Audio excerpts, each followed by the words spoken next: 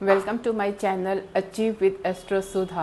आप सबको एस्ट्रोलॉजर सुधा वाधा बेदी की प्रेम भरी नमस्ते। आज के एपिसोड के अंदर हम बात करेंगे जुपिटर प्लैनेट की, यानी कि बृहस्पति की, कि उसका स्वभाव कैसा है, वो दिखता कैसे है, किस किस चीज़ को सिग्निफाई करता है, फ्रेंड्स कौन है, एनिमीज कौन है, और क्या एक्सॉल्टेशन डिग्रीज हैं और क्या डेबिलिटेशन उसकी डिग्रीज हैं।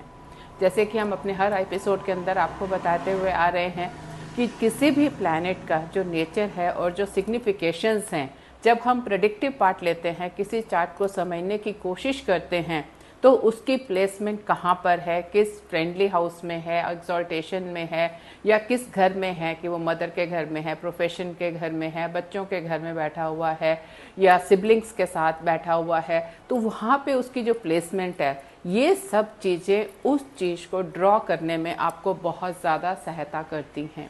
क्योंकि जैसा जिस प्लैनेट का नेचर होता है और वो जिस जिस चीज़ को सिग्निफाई करता है, उस चीज़ का इफ़ेक्ट उस हाउस के ऊपर बहुत ज़्यादा देखने को मिलता है। तो अब अगर हम बात करते हैं बृहस्पति की, यानी कि जुपिटर की, तो वो कैसा दिखता है, तो उसके अंदर हमने देखा कि जो हल्का पीला रंग लिए हुए उसके आँखें और कान हैं, जो उसकी जो शब्द हैं वो सिंह के समान बिल्कुल स्थिर हैं, गंभीर हैं, और उसका जो नेचर है वो सत्वगुणी है। और तपे, जब आप किसी भी सोने को तपाते हैं ना उसको आग के अंदर, तो उसका जो रंग होता है बिल्कुल गोल्डन सा, वैसा उसके शरीर का रंग है। छाती उसकी मोटी व ऊंची है। धर्म में हर समय वो तत्पर रहता है। हाइट उसकी छोटी है। बात करने में बहुत चतुर है।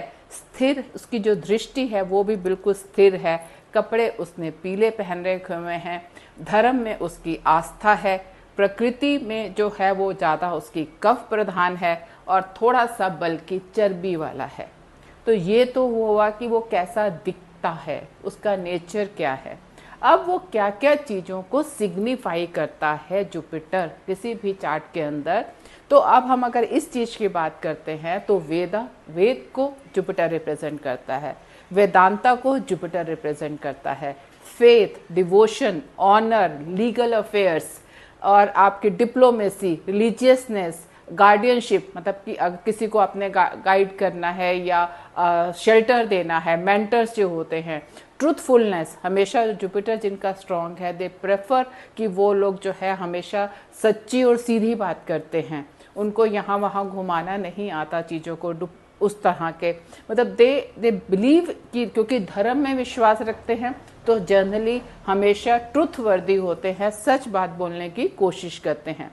आर्ट एंड साइंस दोनों में उनकी प्रोफिशिएंसी है। डिसीजन लेने में दे आर वेरी पावरफुल, बहुत क्विक डिसीजंस लेते हैं, एंड मतलब they can analyze the situation well and they have an authority to take the decisions। लेने की उनके अंदर एक कैपेसिटी होती है, डुल नहीं होते हैं कि कभी इधर कभी उधर नहीं, they take the decision strongly। Religious institutions जो हैं वो भी हम जुपिटर के थ्रू ही देखते हैं, और जो टेम्पल्स हैं, मतलब इंस्टीट्यूशंस भी, टेम्पल्स भी, फेयरनेस जो है, सत्व गुण जो हैं वो जुपिटर के अंदर बहुत ज़्यादा पाए जाते हैं। साथ ही साथ आपके मिनिस्टर्स, लॉयर्स, फिलोसफर्स, ये जो कैटेगरी हैं, टीचर्स, ये सब भी आपके जुपिटर के थ्रू रिप्रेजेंट होती हैं। बैंकर्स, मर्चेंट्स, और मेंटल कैलिबर, जो दिमाग का काम करने वाले लोग हैं, और ये जितने भी इस तरह के प्रोफेशंस हैं वो सब जुपिटर से रिप्रेजेंट होते हैं। नॉर्थ ईस्ट डायरेक्शन को रिप्रेजेंट करता है जुपिटर, और फेथ एंड चैरिटी को भी रिप्रेजेंट करता है जुपिटर। अब आप एक छोटे से एग्जाम्पल के साथ इसको देख सकते हैं कि कैसे ये चीज़ें आपकी काम करती हैं। सपोज कोई आपके पास स्टूडेंट आया कैरियर काउंसलिंग के लिए, और वो इंटरेस्टेड है कि मैं लीगल प्रोफेशन में जाना चाहता हूँ, या टीचिंग में जाना चाहता हूँ, या मैं एक फिलोसफर या ऑरेटर बनना चाहता हूँ, मतलब उस तरह के काम करना चाहता हूँ, तो मेरे लिए क्या काम ज़्यादा सूट करेंगे, मुझे ट्रेडिंग में आना चाहिए या किस चीज़ को रिलेट करना चाहिए। तो अगर ऐसे इंसान के चार्ट के अंदर आप ये देखते हैं कि जुपिटर बहुत स्ट्रांग है, साथ ही साथ उसका जो कनेक्शन है वो 10वें भाव से, प्रोफेशन के भाव से या लग्न के साथ बहुत स्ट्रांगली बन रहा है, इसका मतलब अगर वह पर्सन लीगल प्रोफेशंस के अंदर, टीचिंग के अंदर या एज एन मेंटर या गाइड इस तरह के काम को लेता है, उसके अंदर वो बहुत राइज करेगा लाइफ के अंदर, क्योंकि ये सारे काम जो हैं वो आपके जुपिटर को रिप्रेजेंट करते हैं और being Jupiter strong in your chart ये आपको ग्रोथ देंगे। तो इस तरह से जो हमारी सिग्निफिकेशंस होती हैं या नेचर होता है, या जैसे किसी का जुपिटर जो है आपके लगन में बैठा हुआ है और स्ट्रांग है, आप देखेंगे थोड़े से बल्कि होते हैं, वैसे लोग शॉर्ट हाइट के होते हैं लेकिन एकदम मतलब सोने की तेज की तरह उनके चेहरे के ऊपर एक ग्लो होती है, वैसा कलर होता है उनका। आप ये चीज़ को नोटिस करेंगे। कई बार आप जब किसी का चार्ट कन्फ्यूजन्स होता है, आप चेक करना चाहते हैं, तो आप ये देख सकते हैं कि लग्नेश कौन है, लग्न में कौन सा प्लैनेट बैठा हुआ है, उसकी जो बॉडी स्ट्रक्चर है वो क्या है, क्योंकि जो भी प्लैनेट आपके लग्न में होगा उसका इफेक्ट आपके स्ट्रक्चर के ऊपर ज़रूर आएगा। डेफिनेटली कई केसेस में देखा गया है कि 2 या 3 प्लैनेट भी इफेक्ट कर रहे होते हैं।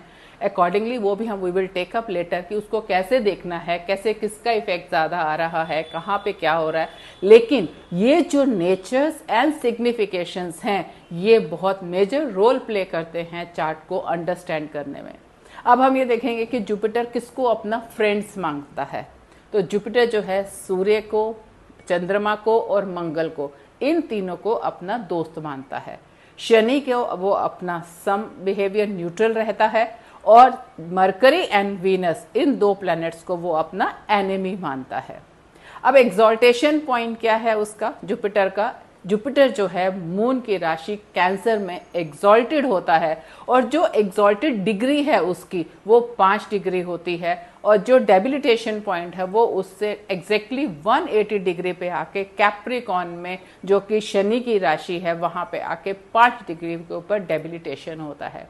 यानी कि जब आप 1 से 5 डिग्री तक कैंसर में लेंगे उस समय उसकी पावर हाईएस्ट होती है। Once it crosses that 5 degree और वो नीचे की तरफ आना शुरू होता है तो it started moving towards the debilitation. तो उसी तरह से उसकी धीरे धीरे जो पावर्स हैं वो कम होने लगती हैं। सिमिलरली जो डेबिलिटेशन के अंदर जब वो 5th हाईएस्ट डिग्री अपनी अटेन कर लेता है तो वो उसका वीकेस्ट पॉइंट होता है। जैसे ही उसको वो क्रॉस करता है तो छूटे हुए कैदी की तरह वो खूब खुश होता है, मुदित होता है, एंजॉय करता है कि मैं अपनी सजा भुगत चुका, अब मैं फ्री हूं। तो वो धीरे धीरे पावर गेन करता है और एक्सॉल्टेशन की ओर बढ़ता है।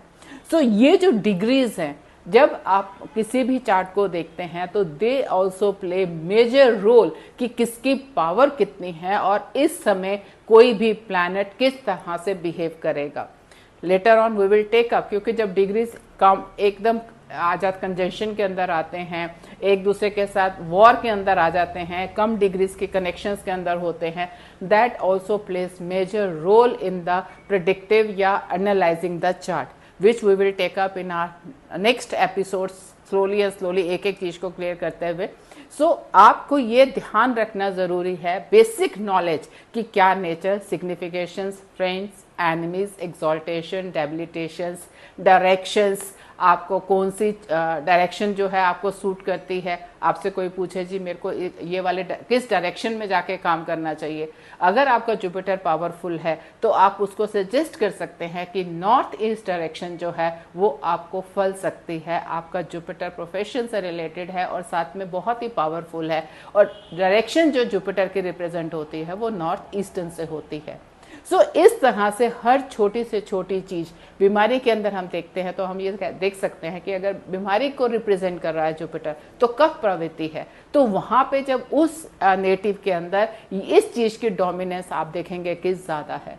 तो आप एक एक पॉइंट को लेकर जान सकते हैं कि हम किस चीज़ को कहाँ पे यूज़ करें। जब हम प्रेडिक्शंस में आगे आएंगे, जब हम इस चीज़ को रेफ़र करते हैं तो ये जो बेसिक नॉलेज होती है इन चीज़ों की, ये बहुत ही काम आती है। अगर आपको ये चैनल पसंद आया हो तो इसे सब्सक्राइब करें, लाइक करें और शेयर करें। आपका दिन शुभ हो। धन्यवाद।